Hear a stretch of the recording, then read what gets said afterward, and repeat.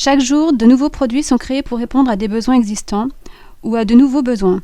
Pour attirer les consommateurs, les produits ont besoin d'être innovants. Un antivol est difficile à transporter et n'empêche pas le vol de la selle.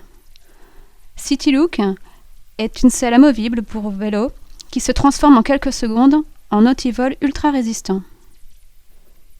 Un casque de vélo n'est pas pratique à transporter.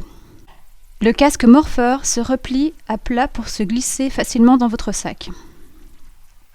On peut parler d'innovation seulement si 3 conditions sont réunies. La première, c'est la nouveauté. Le produit entier, ou plus souvent une partie du produit, doit apporter obligatoirement une nouveauté. La deuxième, c'est la pertinence. Le produit doit être pertinent pour une clientèle identifiée. On effectue pour cela des sondages, des études de marché. La notion de client unique n'existe pas. Ce qui est pertinent pour quelqu'un ne l'est pas pour quelqu'un d'autre. Dans cet exemple, on voit que le client de gauche est prêt à payer très cher pour voyager couché, alors que le client de droite trouve pertinent le concept de siège debout pour voyager à petit prix. Enfin, la performance. Le produit doit être parfaitement abouti et performant à 100% lors de sa sortie de marché. Cette cafetière à espresso a été innovante lors de sa sortie sur le marché car les types de capsules ainsi que les services pour l'acheter étaient nouveaux. Recevoir des capsules à domicile et pouvoir choisir son type de capsule était pertinent pour certains. La grande fiabilité après des années d'utilisation, sans panne, a été reconnue de tous. À savoir-faire. On peut classer les innovations dans un nouvel objet suivant ses matériaux, ses procédés de réalisation ou de fonctionnement, son énergie, son ergonomie ou son design. Comparons ces 3 téléphones. Le téléphone à clavier numérique a pu apparaître grâce à l'innovation du pavé tactile.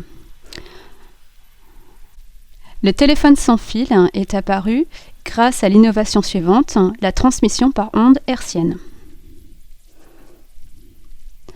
En réponse à un même besoin, on peut rendre un objet innovant en proposant de nouvelles solutions si les 3 conditions d'une innovation sont respectées.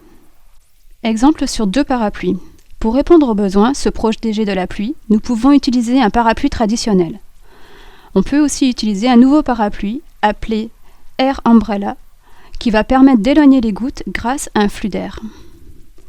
C'est nouveau, c'est-à-dire que le flux d'air remplaçant la toile est une invention obtenue grâce à un processus de créativité. C'est pertinent. Le Air Umbrella correspond à une cible identifiée, des geeks de moins de 30 ans. Ça marche, le Air Umbrella est aussi efficace qu'un parapluie traditionnel. En synthèse, un objet innovant doit obligatoirement posséder un élément nouveau par rapport aux objets existants. Il doit parfaitement fonctionner et doit être prévu pour un client qui est prêt à l'acheter. C'est nouveau, c'est pertinent, ça marche. À retenir. Une innovation est une idée nouvelle qui a trouvé son marché et sa faisabilité. Les innovations qui ont été apportées dans un nouvel objet peuvent être classées suivants: ses matériaux, ses procédés, son énergie, son ergonomie et son design.